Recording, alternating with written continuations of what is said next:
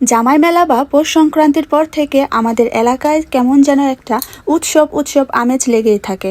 তো hello guys, আজকে আমি তোমাদেরকে ঘুরিয়ে দেখাবো আরেকটি মেলা। আর এই মেলাটি বসে চুপার বয়েজ হাই স্কুলের মাঠে। এই মেলাতে কিন্তু কাঠের জিনিসপত্র থেকে শুরু করে যাবতীয় সব ধরনের জিনিসপত্রই পাওয়া যায়।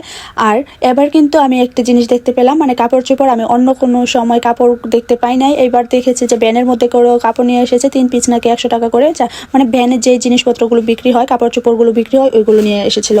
আর তাছাড়া তো কসমেটিক্সের কোনো অভাবই নেই এই মেলাতে।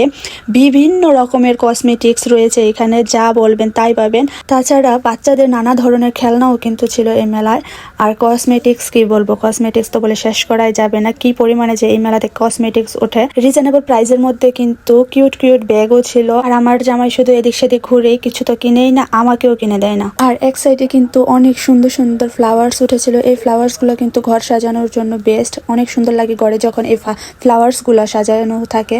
আর চশমা উঠেছিল, বিভিন্ন রকমের চশমার স্টল মেবি 2টা বসেছিল। আর মেয়েদের ইমোশন চুড়ির কথা কি বলবো, চুড়ি যে কি পরিমাণে ওঠে তা বলার বাইরে। আর আমার তো শুধু চুড়ি দেখলেই কিনতে ইচ্ছে করে। আমি এবার চুড়ি কিনেছি মনে হয় 5 জোড়ার মতো।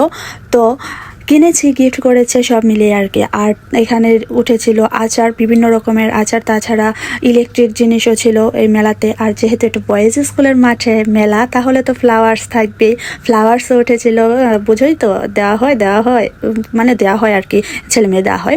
তারপর হচ্ছে আমরা খেয়েছিলাম পেয়ারা মাখা, ঝালমুড়ি, চানাচুর মাখা খেয়ে তারপর আমরা, যেহেতু রাত বেশি হয়ে গিয়েছিল, মেলাটা বন্ধ করে দেবে, লাইট বন্ধ করে দেবে, আমরা চলে গেছিলাম। আর কে আমাদের এলাকা থেকে এই ভিডিওটা দেখছো বা এই মেলাতে গিয়েছো তা কিন্তু অবশ্যই কমেন্টে জানাবে।